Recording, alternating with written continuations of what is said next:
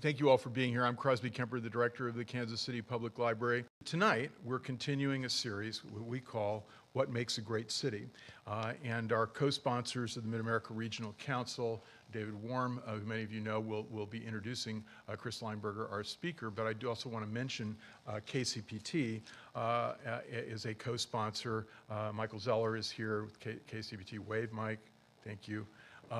And KCPT has done so much for local programming, you know, the local show, Imagine KC, for helping us to rethink Kansas City. And I do want to tell you about an upcoming program to replace, you know, Downton Abbey, which was so popular, has gone away.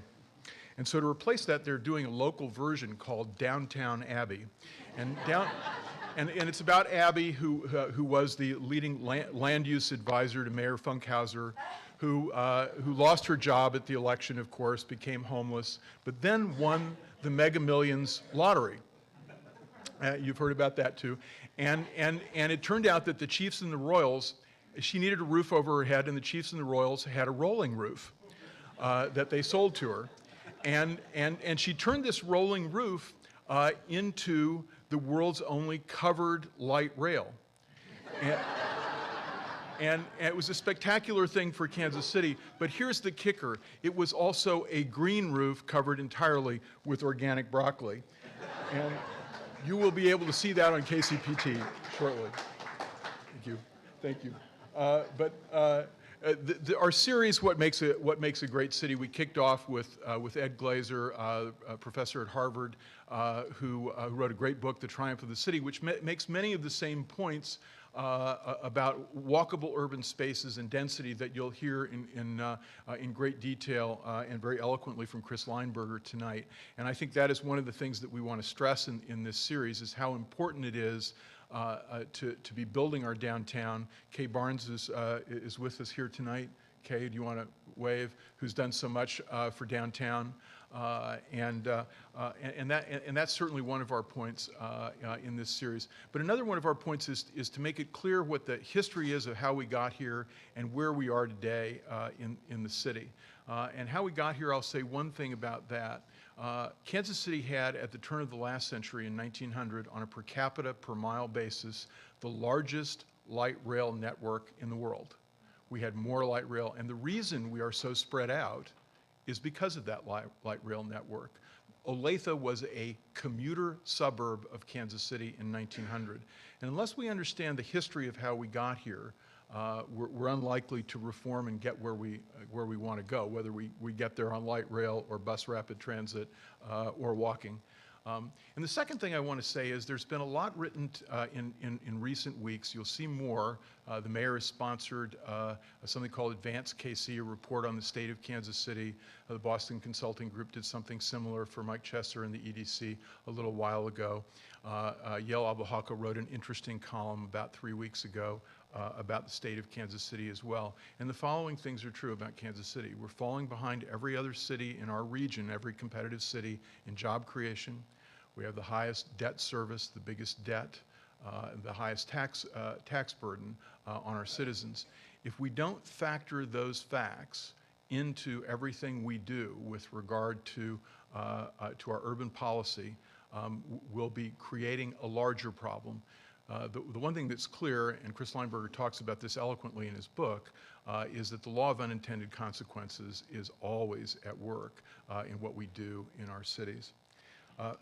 But now, a man who knows everything there is to know about the law of unintended consequences and every other law of urban economics and politics, David Warm. Many of you know David, who runs the MidAmerica Regional Council. You probably don't know that he's considered around the country a leader in urban policy, and we are very lucky to have him as a partner for the library in this series. We're very lucky to have him in Kansas City as one of the leaders of our urban renaissance. David Warm. Thank you, Crosby, for that kind introduction. I think after that story about the lottery winner, we have our Pulitzer Prize in fiction right here. I think we can take care of that.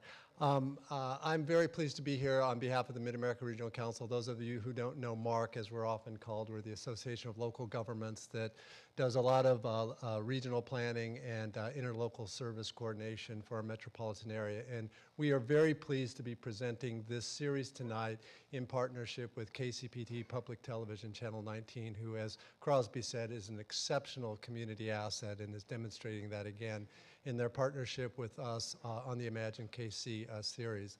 Am I doing something? All right, okay. Dinner with Cross. You know what's happening after this lecture. It's okay. The other that is so funny. I think we can put tickets on eBay and maybe really. The other sponsor for tonight's event I really need to mention is the Downtown Council. Bill Dietrich is here, and Downtown Council of Kansas City does an enormously effective job in promoting a quality of life and advocating for the interests of downtown. And we're pleased to have them as a part of this program. And I also want to just thank all of you for turning out. I think this is a reflection of the energy we have in this community around this issue, including a number of elected officials who have taken time to be with us. As Crosby said, the purpose of this series is to answer the question, what makes a great city? And there are obviously a lot of parts to the answer to that. And I think that tonight's presentation is really about a part of that answer. A key part of that answer is creating healthy, vibrant urbanism as being a chief contributor. And I think most of you innately believe that, or you wouldn't be here tonight. As we work with KCPT on the Imagine KC project, we hear that everywhere we go, that we are trying to figure out how to make urbanism a reality, not only in our downtown, but in suburban and expanding places, and to create a different kind of urban form that meets the realities of the future. Chris Leinberger, our presenter tonight, is an expert on strategies that communities use to pursue that goal. He is educated at Swarthmore and Harvard Business School. He's a land use scholar, teacher, and developer. As a scholar, he's a visiting fellow at the Brookings Institute in Washington, D.C., where he focuses on downtown and suburban town center development, and where he will be quick to tell you he lives within walking distance of his office in the metro. He is a teacher as a professor of practice and director of the Graduate Real Estate Development Program at the University of Michigan, and he's a developer. He's the founding partner of Arcadia Development, or Arcadia Land Company, a nationally known and respected progressive developer, and for some 20 years was a founder and managing director of Charles Lesser and Company, the country's largest independent real estate advisory firm. And in all of these roles, he's focused on trying to promote the concept of what he calls progressive real estate: downtown and suburban town center revitalization, transit-oriented development, new urbanism, and conservation development that we're going to hear about tonight. He is widely regarded throughout the country as a frequent advisor to policymakers and investors. He has been published in popular press ranging from Atlantic Monthly to being regularly featured on CNN and NPR and the Today Show and many others. He's going to talk a lot tonight about the themes from his most recent book, The Option of Urbanism: Investing in the New American Dream, which was published in 2008 by Island Press. I do want to say one thing before I turn this over to Chris. The impact of tonight's presentation will be felt beyond the borders of this room. While he is in town, Chris is going to be speaking to a number of groups, including the City Council tomorrow, but he's also going to film one of the upcoming segments, in fact, the next upcoming segment of Imagine KC, which is going to air on May 24. And a part of that is he's going to be doing a walk down the proposed alignment for the streetcar system that Kansas City is working hard on advancing, and help us imagine, help us visualize, help us think about what kind of urban form could be created as a result of that investment. And so that will be really an exciting program. I encourage you, if you don't see it on May 24, go to the website, imaginekc.org or kcp.org. You can do that today and see past series from the Imagine KC series and it's a really marvelous production, engaging Kansas Cityans and thinking about how we can create a region that is vibrant, connected, and green. I am very pleased now to turn this over to Chris. He knows Kansas City very well. He's worked here in lots of different capacities. And the best part about it is he's convincing when he tells you that he loves Kansas City. So already we got one thing in common with Chris. Thank you.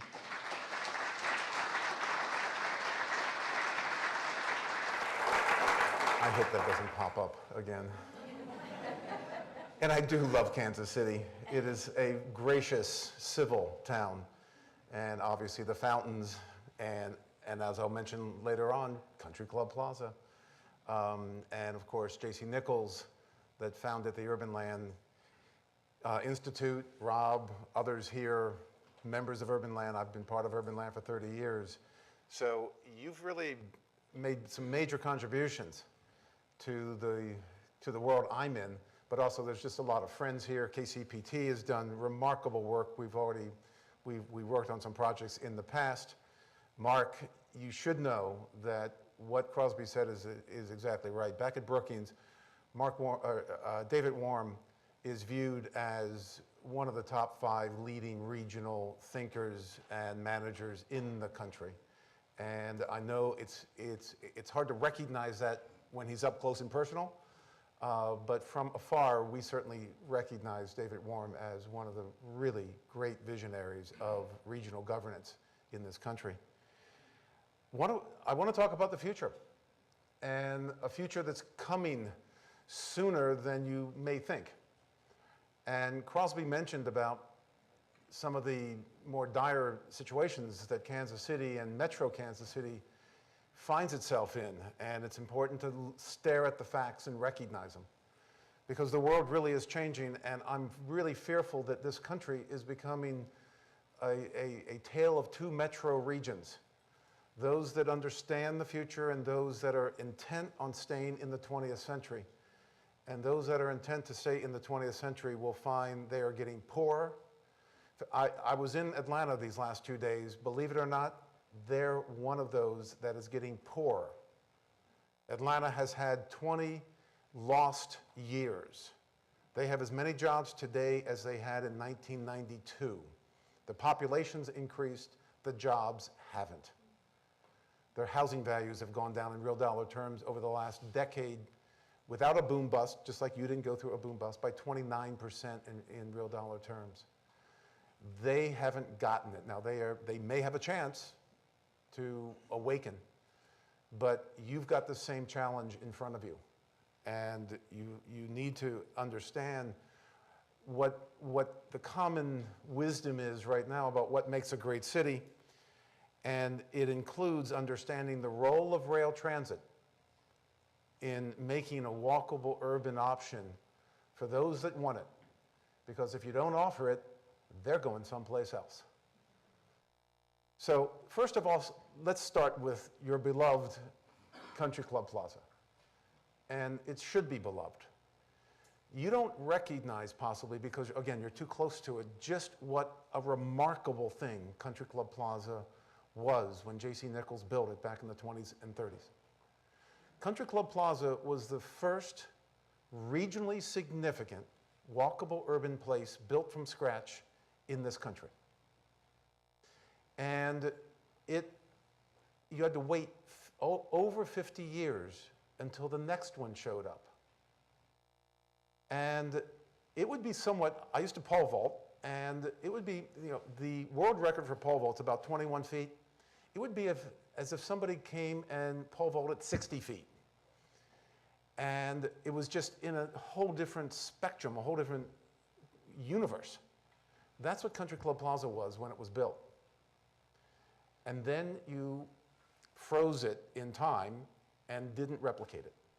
But it's been a remarkable icon for the country and for the world, and obviously much beloved here locally. So what are we talking about, though, tonight? At its base, we're talking about what's referred to in the jargon as the built environment. Built environment's made up of 2 parts. One is infrastructure, roads, rail transit, sewer lines, water lines, broadband, electrical power that undergird real estate. Your homes, this building, hotels, offices, factories. And when you add it all up, the built environment is 35% of the wealth of the country. It's the largest asset class in the entire economy. And we in real estate know that because of the last 3 recessions, we caused 2 of them. And I think you agree that we really did it up really well this last time. The problem with this recovery that we're in, we're bumping along at about 2% GDP growth in this country, when we know we need to be at 3.5%, 4.5% coming out of a major recession. The reason is that this 35% is not engaged in the economy. In the past, the last 50, 60 years, when you look at the recoveries from recessions, it's been real estate that both took us in and drove us out. And at this point, real estate's not playing that role. The reason is that this Great Recession is a game changer. This was not a cyclical downturn that occurs every few years, like in the early 2000s, like in the early 90s, like in the mid-80s, like in the early 80s. This is not a cyclical downturn that a couple more years and we'll recover fully. This is a structural shift in how we're building the built environment. And we haven't caught up with the implications of that, and we haven't invested in the infrastructure, and we in real estate haven't figured out how to build this stuff that the market wants, but we aren't delivering it. And one of the things that's important to note, you know, as Ed Glazier and other folks such as myself who study urban history, we've been building cities for 6,000 years. There are 15 infrastructure categories. I mentioned some of them before, but first among equals is transportation. The transportation system the peoples of different civilization have invested in is what drove the other infrastructure extensions and what then drove the real estate market that built those cities. Not that transportation's destiny, but without putting in the right transportation systems, you're not going to get the outcomes that you want. So my analysis, and by the way, I've modified a famous, in real estate, famous Winston Churchill quote that we first build our transportation system and then it molds our metro regions. As you all know, of course, and particularly since I look out here and I see a lot of gray hair, so you all know this, that over the last 50 years, we have been investing in primarily one transportation system, obviously highways. And by the way, that's what we wanted. The market wanted it, we wanted it, and therefore it drove one kind of built environment, what is referred to as drivable suburban. Drivable, I mean, we all know what that is, but just to describe it, it is modular product types. Housing's over here, and retail's over here, and offices over here, and factories are as far away as possible. And everything's linked by cars and trucks at very low densities. Now, we can get away with low densities in this country because we stole the land fair and square, and we have a lot of it. So we would use it, and when we're done with it, we throw it away and just keep on moving out. So over the last 50, 60 years, we have been living according to this one way of building the built environment, drivable suburban. And by the way, it's important to note, America invented drivable suburban. I mean, obviously with the car, it's a consequence of that, but we pioneered it, we wanted it first, we got it. The only other way to build the built environment, broadly speaking, now there's lots of variations between these two ways, within these two ways, but the only other way to build the built environment is walkable urban. And that's where you have a portfolio of different transportation systems. Cars are still very important, But rail transit is super important. Bicycles can play an amazing role, as we've now learned, with certain European cities having 30% of all trips being made by bicycles. But at the base, it's walkable. Once you get there, or if you live there, you don't even need to get there, that virtually everything that you need for daily life is within walking distance. Walking distance has been for 6,000 years and probably for 50,000 years, about 1,500 to 3,000 feet until we start looking for an alternative means of transportation. So if you go back to your high school geometry, pi r squared, that turns out to be somewhere between 100 and 400 acres. That's the walkable urban place that we're talking about. And the thing that we've now learned is the importance of rail transit to make that happen. It is not an absolute prerequisite, but the analysis of walkable urban places throughout the country is about 80% of them, of these places have rail transit. So yep, 20% don't, and those 20% will get rail transit at some point, but the 80% that have been emerging over the last 20 years in particular have rail transit. Now, why rail transit? Why not buses? Well, we don't like buses, particularly Americans. Middle-class Americans don't like buses. And it's because for the last 50 years, we should really engage in truth in advertising with our buses. We should put above the doors of our public buses, "Ye who are poor can only enter." Because that's how we treat our bus customers. South America, Europe, they don't have this same reaction to buses, but that's the American middle-class consumer and their reaction to buses. But rail transit's a whole different thing. For one thing, we know where it's going. Bus schedules can change, tomorrow morning, and go all over the place. Rail transit is a commitment by the public to a particular route. And therefore, what we've seen from a real estate point of view is that investors know that route's going to be there for a long time. So I've seen billions of dollars of private sector money invested at rail stations. I have yet to see a private dollar invested at a bus stop. Oh, and by the way, just so you know, walkable urban places, because I know that in this town, density is a 4-letter word. Walkable urban places must be at least 5 times as dense as drivable suburban, and it works better at 10 and 20 times as dense. Because we have this governor on the system, which is how far we're willing to walk, and you need to have the stores and the hotels and the retail and the housing all within walking distance without big, missing teeth of surface parking lots. You need to get everyday needs met within walking distance.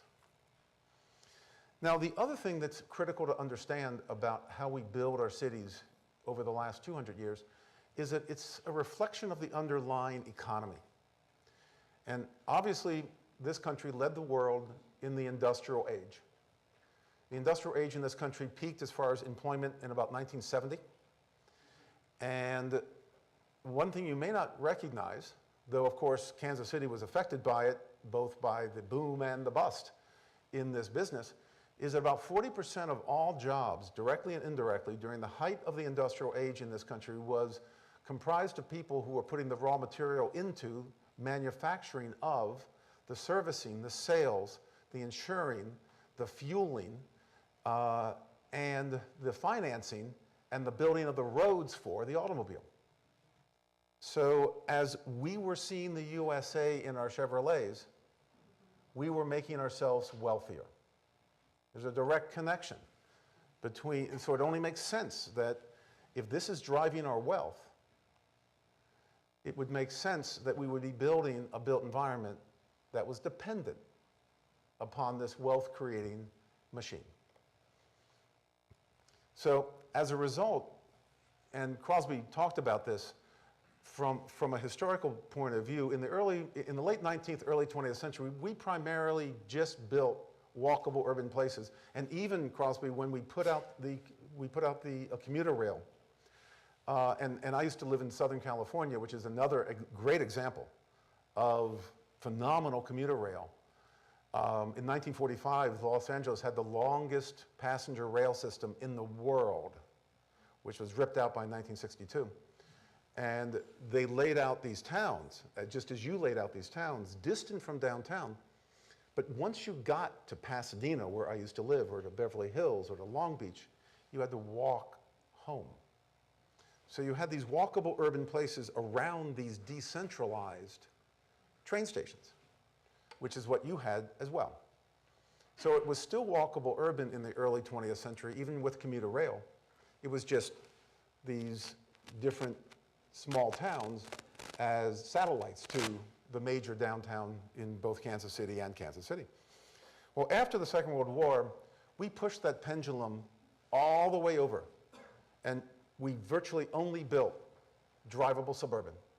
There was pent-up demand for it, and it went on for 50, 60 years. And so we didn't offer much of any other choice, and we abandoned our cities. We wanted to, and we went out to the drivable suburban fringe, the ever-expanding drivable suburban fringe, and built the then new American dream. So the best way to understand this, this is just to show you the rigor, the academic rigor that Brookings engages in, that it's important to use and understand popular films. And the most important film is the mid-'80s Back to the Future. Back to the Future 1. Back to the Future 2 also has some great lessons. Back to the Future 3 is kind of worthless. So you can see how discerning a scholar I am. Back to the Future 1 is the only popular movie that shows the two ways of building the built environment in the same movie. So the first clip I'm going to show you is 1955 Hill Valley. Now, this is an imaginary town made up by script writers in Southern California. And now think about what the name is.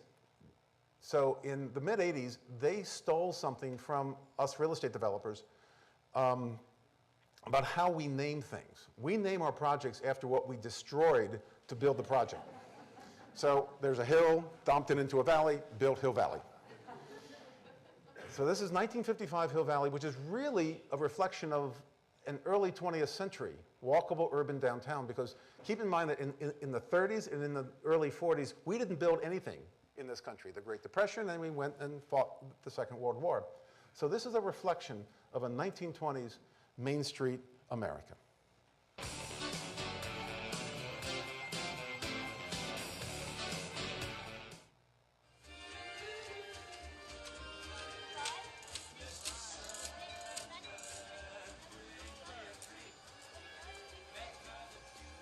Pretty idyllic. And by the way, in most of your jurisdictions, building that kind of a place, you've made it illegal. It's a mix of use, it's too high of density, and the streets aren't wide enough. So it may look ideal, you've made it illegal in your jurisdictions, in all probability. But it's a walkable urban place, and again, about 5 times as dense as drivable suburban that you have made legal. Now, let's, and by the way, this is an image from the film. You probably haven't watched this film 20 times like I have, but this is a billboard behind which Marty put his DeLorean. And this is an advertisement for the subdivision that he was born in. You only find that out in Back to the Future 2, by the way.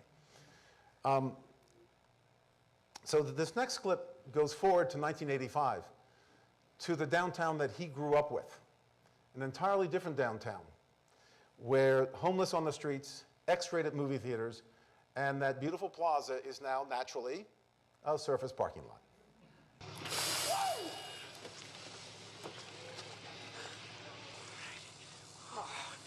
Brett, you look great. Everything looks great. 124. I still got time. So he's going out to the new town center. And I think you know what it is. And the Newtown Center, of course, the regional mall, and it uses the same trick about naming that we employ in real estate. And the other question is, what takes place in this scene that never takes place in real life?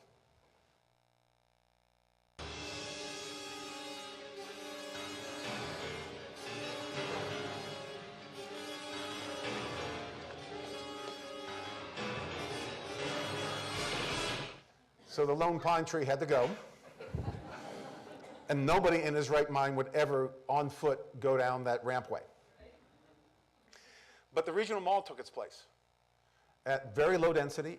20% of that former lone pine farm was with had buildings on it. 80% was covered with asphalt for the parking lot. And that became the Newtown Center. Now again, we wanted it, and we in real estate gave it. Now this is how it has laid out on the ground in every major metropolitan area and minor metropolitan area in the country. If you know 3 things about your metropolitan area, you can figure out how it's grown over the last 50 years. Number 1, if you know where the white upper income housing concentration is, if you know where, number 2, where the local minority housing concentration is, race has always been a major factor in real estate. And so you know where that concentration of executive housing is. Generally 70 to 90% of all executive housing hangs out together. And the local minority housing tends to be on the other side of town, assuming that the geography allows it. And then the third thing is you know where the freeways were built, a political decision. You will then know where the favored quarter is. The favored 90-degree arc coming out of downtown. Here it's going out to the east. And that's where literally 70, 80, 90, 110% of all job growth went. How 110%? Because of the relocations of jobs into the favored quarter. Most of the infrastructure went into the favored quarter, and the favored quarter is where the white upper middle income housing concentration was.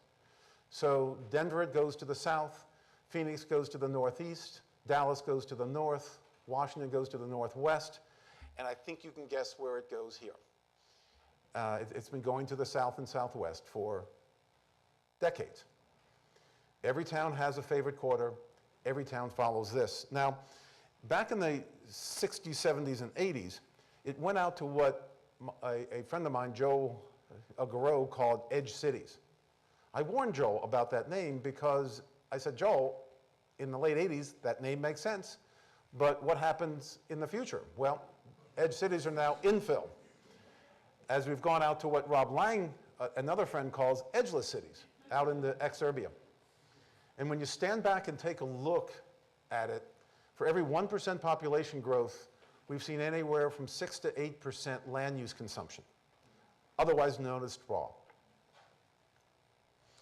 So we've really, you can understand how this has worked. So we pushed the freeways out. This is the King of Prussia. This is the Schuylkill Expressway and the Pennsylvania Turnpike. This is where I grew up. And then after we put up the housing out there, we invented the regional mall. This is the King of Prussia Mall, which, by the way, when I went to with my mother back in the 60s, taking the freeways out and going to the regional mall, I thought I had died and gone to heaven. I thought it was just the greatest thing since sliced bread. And then, of course, we've learned how to build freeways a little better. This is Dallas. And we have obviously learned, we've perfected how to build low-density, drivable suburban development. So, so now, that was then, this is now. We're obviously not an industrial economy as far as driving our growth, though it's important to note, for those of you that are pessimists, we are still the largest manufacturing economy in the world. China's a little bit behind us. They'll probably pass us shortly, but we certainly have very high value manufacturing still. And we make great locomotives, we make great airplanes. We obviously know a lot about entertainment, software, hardware, very high value, but only 9% of us work in manufacturing. Following the trend of the previous economy, which is agriculture, where we're equally world-class with 2% of our jobs in agriculture. So obviously the growth in this economy has been driven by the knowledge economy. And it's my contention that the next economy to layer on top of this complex mix is the experience economy. And don't have time to go into detail with that, but it's a different way of earning your living. And by the way, you know, most people think the experience economy, they think first tourism, and that's certainly part of it. Probably 70% of tourism is urban tourism. But the other part, the other glimpse of this new economy is what Apple has done with the Apple Store and how they've just reimagined. It's not retailing. It's an entirely different way of dealing with their product delivery. It's just remarkable. But the knowledge and experience economy, particularly the creative class that fuels it, they're demanding something different than drivable suburban. They want the option of either drivable suburban or walkable urban. The problem is we have built far too much drivable suburban. In fact, it's my contention that the overbuilding of the drivable suburban, particularly on the fringe, is the catalyst of the Great Recession. There's a lot of problems on Wall Street. The regulator, we didn't have adults regulating the system. But the market catalyst was the collapse of the drivable suburban fringe by upwards of 50, 60, 70%. That's what tanked the mortgage market. And then it was just compounded by all the lunacy on Wall Street.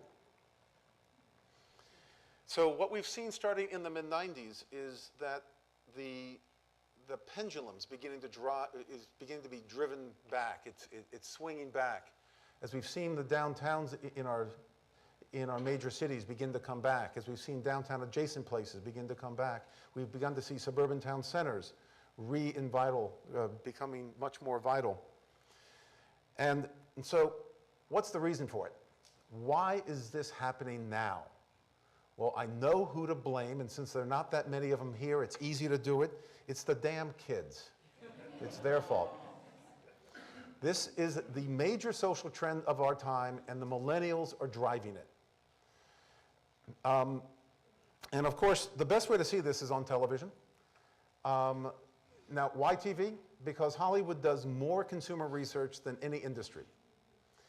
And they are trying to show what people aspire to. So the first clip I want to show you is, I could have shown you Dick Van Dyke, the Brady Bunch, Leave It to Beaver, all set in the suburbs back in the 50s, 60s, and 70s. Like all sitcoms were set in the suburbs in the 50s, 60s, and 70s. But I want to start with I Love Lucy. This is January of 1957, third week in January 1957. And Lucy, and this is what the baby boomers were brought up on. So this is the aspirations of us gray hairs out there. And that Lucy, in the first clip here, is talking about going out, leaving Midtown Manhattan, going out to the country, going out to suburban Connecticut. And listen to her reasons, because you've heard these reasons before.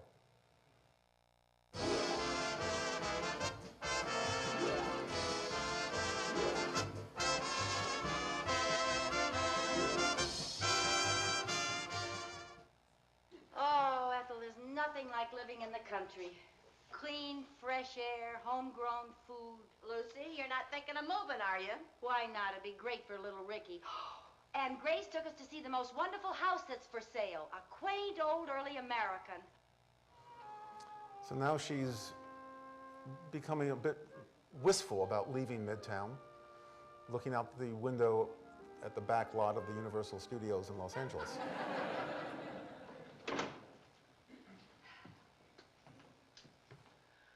Well, here we are. No more tears, honey? Oh, no, I'm fine now that we're here. Gee, isn't this exciting? We're in our very own home. The first house we ever had.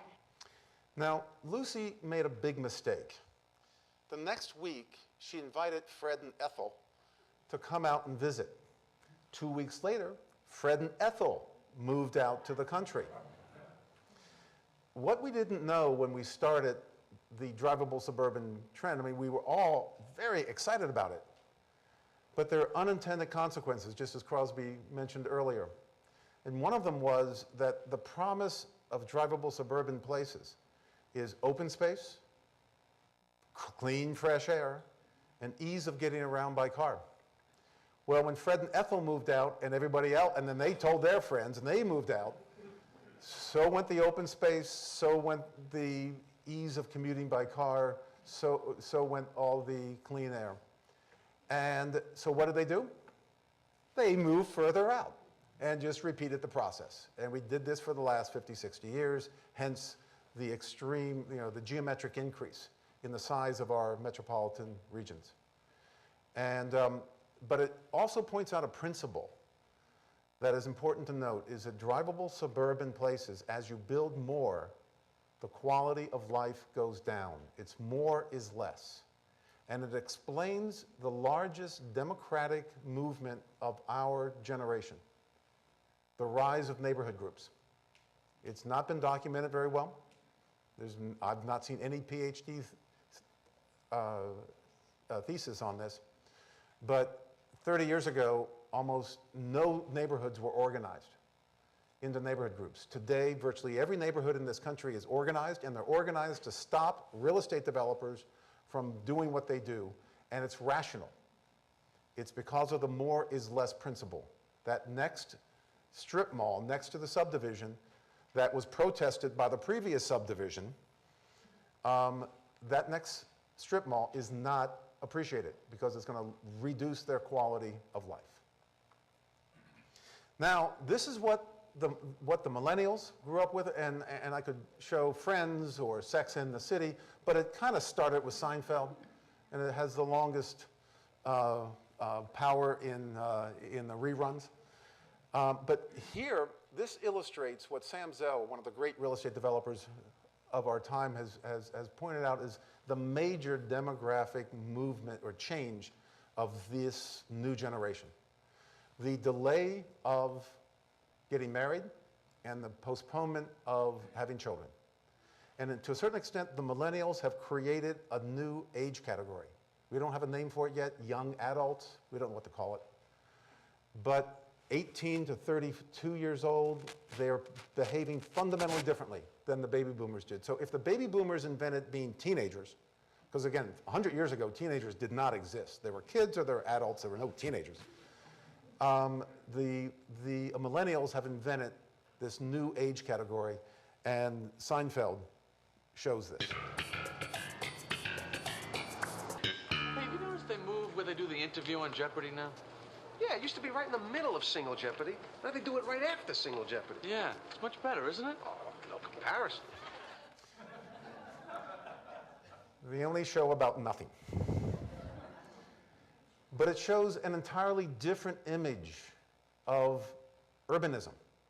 Baby boomers grew up with Hill Street blues, where you go downtown, you get killed, you get raped, you get murdered. Here, this is safely walking down a street. This is vital, this is exciting. This is what you should aspire to. So much so that they began to turn around our downtowns, and we now refer to it as gentrification, as prices have gone through the roof. Now, there are other reasons for why this has happened, and I hate to tell the millennials, but the baby boomers are still part of the equation. We are retiring, we're becoming empty nesters, and even though every millennial I know says, "Will you get off the damn stage quickly, please, go," I hate to tell you, we're not going. We're never going. But the baby boomers are following other generations that as they get older, they downsize as far as their housing. 90% of them, 85, 90% of them tend to stay in the same metropolitan region. And many of them, not all, but many of them are looking for small towns, small walkable urban towns. They're looking for urban living. They're looking for a walkable urban alternative to mowing the bloody lawn. When you look at these two generations, when combined, they're the two largest American generations ever. They're over 50% of the total population. And you look at how it breaks down as far as their household composition. When the baby boomers were growing up, 50% of all households had children living in them, 50% were singles and couples, leading to the I Love Lucy, Leave It to Beaver American dream. Today, only 25% of all households have children living in them. 75% are singles and couples. Now, singles and couples are the target market for walkable urbanism, but we're also seeing an explosion in babies in Georgetown, in Lincoln Park. I'm going to guess up on Crown Hill, maybe even in Crossroads. But we're seeing an explosion of kids, and I know this. I live near Georgetown, and I know this because these millennial mothers buy these Cadillac prams that you have to go into the street to get out of the way from these things. But when you look at the future growth in this country, the marginal increase as far as household growth over the next 20 years, only 14% of household growth on the margin will have children living in the household. 86% will be singles and couples. The market's telling us something. The other issue is just sheer boredom, a much underrated reason for why people do things. That over the last 50 years, if you moved to Kansas City, you could have a choice of moving into a single-family house or a single-family house. Take your choice. You've not offered any choice. And then, of course, the creative class. Richard Florida has done a lot of work on this, that the creative class is demanding a walkable urban place. Ideas flow when people come together. But then finally, it's purely economics. It's the expense to participate in society of maintaining a fleet of cars. That we in real estate always thought that the car manufacturers were our friends. We now find out that they were eating our lunch. That the average American family spends 19% of their household income on transportation, almost all of it for cars. When you disaggregate the data, if you're in a drivable suburban condition with a fleet of cars, you're spending 25% of your household income on transportation. And by the way, if you drop one car out of your household, according to the AAA, you can increase your mortgage capacity by $150,000. One car. The walkable urban households, on average, spend 9% of their household income on transportation. That 16% delta is about $700, $800 billion per year. Serious money. A colleague of mine at the University of Michigan did some in-depth consumer research looking at the underlying demand of how Americans want to live. They looked at Atlanta and Boston, the two bookends of US metro regions. And long story short, 30–40% of us want to live in walkable urban, 30–40% of us want to live in drivable suburban, and 30% can't quite figure out what they want to do. So it's your classic 50-50 split, really, that we've seen in the culture wars, we've seen in all sorts of things. But the question is, that's the demand side. What about the supply side? If you here in Kansas City have more than 4 or 5% of your households that are considered walkable urban, I'd be surprised. So what does that mean? Pent-up demand. Adam Smith, low supply, high demand, get pent-up demand. What does that result in? Price premiums. Over the last 10 years, we've seen an amazing spiking in prices for great walkable urban places. In almost every metropolitan area that has great walkable urban places, those houses are now the most expensive housing in their region. 10 years previous, back in, say, 2000, it was just the opposite. That my research shows that walkable urban places have a 40 to 200%, that's 3 times as much, as a price premium versus a comparable drivable suburban house on a price per square foot basis.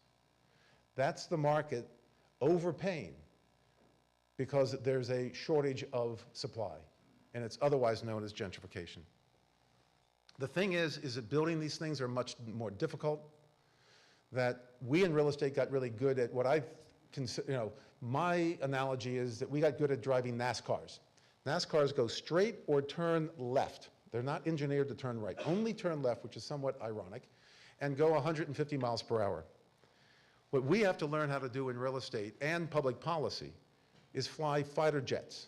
Straight, turn right, turn left, go up 5 miles, or crash and burn in seconds going 600 miles an hour while you're being shot at. It's a far more complex skill set that we're just learning how to do. But if we do it right, what we now know is that as you build more and more walkable urbanism, it just gets better. It starts an upward spiral of value creation, otherwise known as gentrification. That as you add more restaurants, as you add more people on the street, as you add more hotels, more office, it just starts this upward spiral where it gets safer. Property values go up, property taxes go up.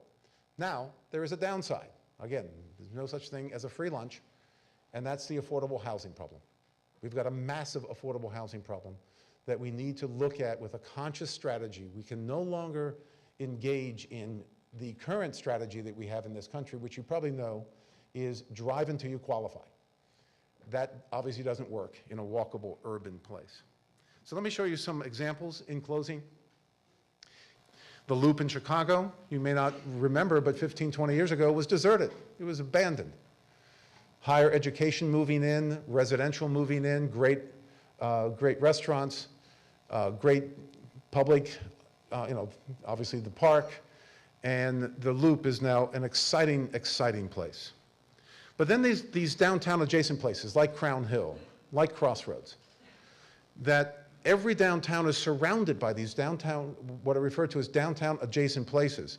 Here's DC, the downtown is the red triangle, but the DuPont Circle to the northwest, the West End, Capitol Riverfront, Capitol Hill, NoMa, these are the places that, again, 15 years from now, they're done. They're over. That the demand is that strong.